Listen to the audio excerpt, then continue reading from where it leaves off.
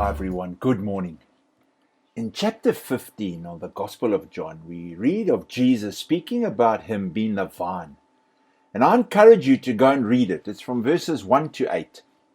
But in his telling of him being the vine, Jesus makes 4 references to remaining in him. Now the first remaining in him is found in verse 4, where he says, "Remain in me and I will remain in you."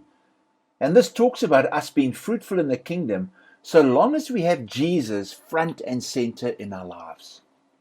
The second, "Remain in me," is found in verse 5, where he says, "Those who remain in me and I in them will produce much fruit," which of course is emphasizing not only that we will be fruitful, but we will produce lots of fruit in the kingdom when Jesus is front and center in our lives.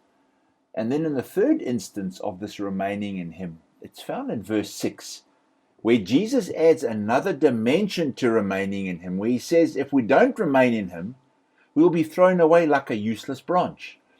But here Jesus is not telling us we'll lose our salvation. You can't lose your salvation. But what he is saying is that we'll lose out on our rewards. There are rewards for remaining in him. There are rewards for us when Jesus is front and center of our lives.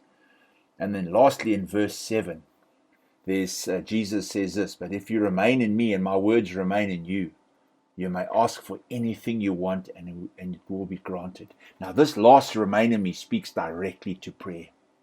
When Jesus is front and center in our lives, we'll be Christ-minded and we'll know what to ask for and when to ask for it.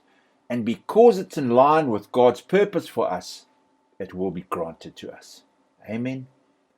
Well, another weekend is upon us. I trust you're going to have a great day, and may God bless you.